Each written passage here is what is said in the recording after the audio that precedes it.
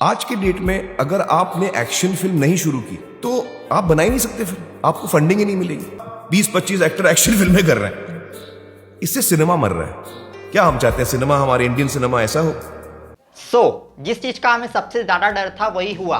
War 2 flop हो चुकी है। अब देखा जाए तो अपन ने इस मूवी से बहुत ज्यादा उम्मीदें भी नहीं लगाई थी, क्योंकि जिस टाइप की ये फिल्म थी ना, फ्लॉप होना वो डिजर्व भी करती थी। But personally I feel sad कि जिस मूवी को हम इंडिया की सबसे बड़ी एक्शन फिल्म समझ रहे थे, वो इंडिया की सबसे बड़ी बिगेस्ट फ्लॉप फिल्म बन चुकी है। लेकिन आखिरकार ऐसी कौन सी वजह है जिसके कारण इंडिया का सबसे फास्टेस्ट ग्रो होने वाला स्पाई यूनिवर्स धीरे धीरे करके बॉक्स ऑफिस पर बहुत बुरी तरीके से फेल होते जा रहा है, उसके बारे में आज की इस वीडियो में हम डिस्कस करने वाले हैं।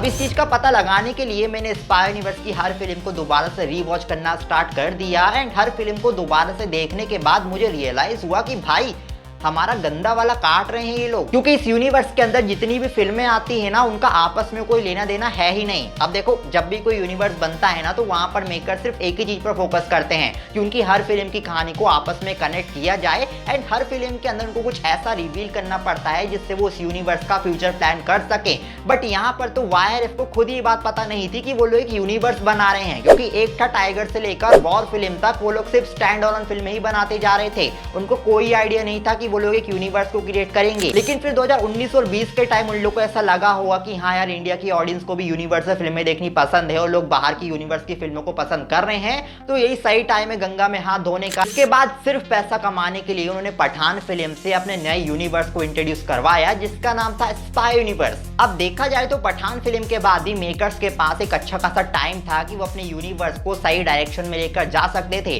बट मेकर्स ने अपनी गलतियों को सुधारने की बजाय उल्टा और बड़ी बड़ी गलती करनी स्टार्ट कर दी। स्पाई यूनिवर्स बना था रिसर्च एंड एनालाइज विंग यानी कि रॉ के ऊपर, जहां पर मेकर्स को हमारे इंडियन एजेंट्स की कहानी को दिखाना था, जिसमें देशभक्ति, इमोशन सब कुछ डालकर। अब एक फिल्म को इंटरेस्टिंग बनाने के लिए जो जो चीजें सबसे ज्यादा जरूरी होती है, मेकर्स ने हर वो चीज उस यूनिवर्स के अंदर डाल दी। Love, emotion, drama, action, violence, सब कुछ।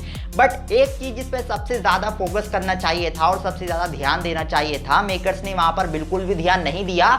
रॉ, वो कैसे काम करता है, कैसे ऑपरेशंस करता है, कैसा उनका सिस्टम होता है, इन सब चीजों पर डीपली एनालाइज किया ही नहीं गया। उल्टा हर फिल्म के अंदर मेकर्स ने सिर्फ रॉ एजेंट्स की इंसर्ट ही करी है। टाइगर जिंदा है के अंदर सलमान खान ISI एजेंट्स के साथ मिलकर अपने मिशन को कंप्लीट करता है। टाइगर 3 के अंदर सलमान खान पाकिस्तान जाकर वहां के प्राइम मिनिस्टर को प्रोटेक्शन दे रहा होता है और उनको बचाने में लगा रहता है। पठान फिल्म के अंदर उसको ये बात पता होती है कि रुबीना एक ISI एजेंट है, लेकिन उसके बावजूद भी उससे प्यार कर बैठता है और उसको रॉ में शामिल कर लेता है। वॉर फिल्म के अंदर कबीर बीच मिशन में ही लड़की से प्यार कर बैठता है और घुंघरू टूट गए पर डांस करता हुआ नजर आता है। मतलब इस यूनिवर्स के अंदर जितने भी एजेंट्स हैं ना, वो अपने मिशन को करने के बजाय दुनिया की हर बकचोदी करते हैं।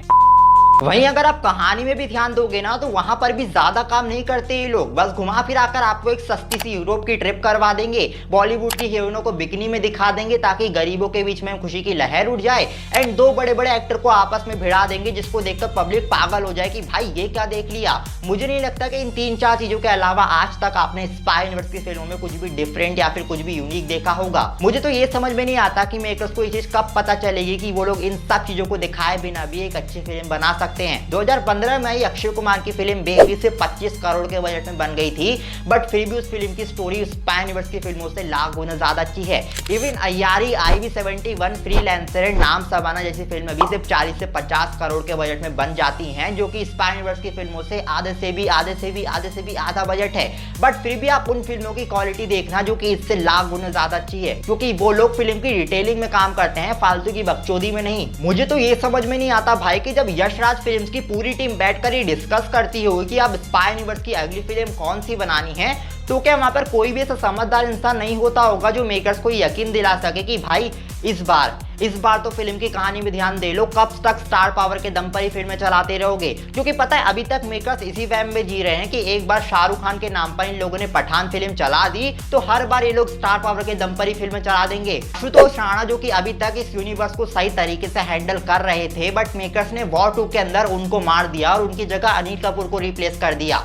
वजह क्या थी इसके पीछे की? सिर्फ इतनी सी कि अनिल कपूर आशुतोष राणा से बड़े एक्टर हैं और मेकर्स को ऐसा लगा होगा कि जितना बड़ा एक्टर फिल्म के अंदर होगा फिल्म उतनी ही बड़ी हिट बन जाएगी। अब आप खुद सोचकर देखो, अनिल कपूर का फिल्म के अंदर क्या ही काम था? ना ही उनका वॉर 2 की कहानी से कोई लेना देना था, ना ही उन्होंने फिल्म के अंदर बहुत इंपॉर्टेंट कैरेक्टर प्ले किया, बट फिर भी वो हमें फिल्म के अंदर देखने को मिले हैं। और ऐसा सिर्फ वॉर 2 के अंदर ही नहीं हुआ, बल्कि हर दूसरी फिल्म के अंदर मेकर्स हमें सिर्फ यूजलेस कैमियोज ही दिखाते हैं। टाइगर 3 के अंदर पठान का क्या ही काम था? ना ही उसका फिल्म की कहानी से कोई लेना देना था, ना ही वो टाइगर के मिशन में इन्वॉल्व था, बट फिर भी वो आसमान से टपक गया सिर्फ और सिर्फ टाइगर को बचाने के लिए। ट्रेलर के अंदर इन लोगों ने बड़े बड़े अक्षरों में लिख दिया था, from the events of Pathaan and war. अबे कौन से इवेंट्स? कोई लेना देना है ही नहीं इनका आपस में। यूनिवर्स उसको कहते हैं जहां पर हर फिल्म की कहानी को आपस में जोड़ा जाता है एंड जितने भी कैरेक्टर्स जो कैमियोज होते हैं फिल्म के अंदर, उनको फिल्म की स्टोरी के लिए बहुत ज्यादा इंपॉर्टेंट रोल दिया जाता है। इससे उस यूनिवर्स का फ्यूचर प्लान होता है और लोगों को ये अंदाजा लग जाता है कि यहाँ आने वाले टाइम पर हमें इस यूनिवर्स से एक बड़ी फिल्म देखने को मिलेगी, उसको कहते हैं यूनिवर्स। बट यहाँ पर तो स्पाई यूनिवर्स पूरा कॉम्प्लिकेट हो रखा है और मेकर्स एक के बाद एक सोलो फिल्में बनाने में लगे हुए हैं। अब इतनी सारी कमियां होने के बावजूद मेकर्स के पास एक आखिरी चीज बच जाती है, जो कि है एक्शन, जो कि इस पूरी फ्रेंचाइज का मेन यूएसपी है। बट उसको भी मेकर्स सही तरीके से दिखाने के मामले में बहुत बुरी तरीके से फेल हो जाते हैं। ये एक्शन सीक्वेंस को भी इतने ग्रैंड लेवल पर ले गए ये लोग, इतने ग्रैंड लेवल पर ले गए जिसकी कोई हद ही नहीं है, जो कि देखने में बहुत ज्यादा ही अनलॉजिकली लगते हैं। अब आई नो कि हमारे इंडिया के ऑडियंस को थोड़ा मास एक्शन देखना पसंद है कि एक बंदा 50 को अकेले लपेट रहा है,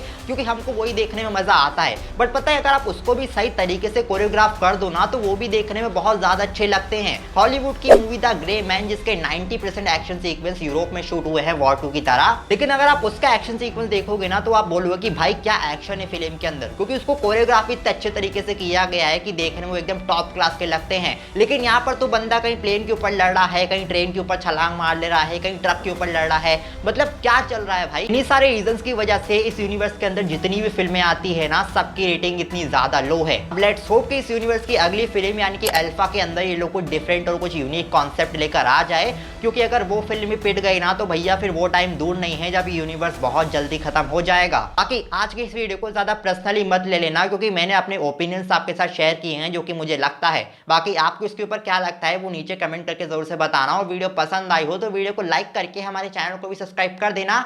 बाय।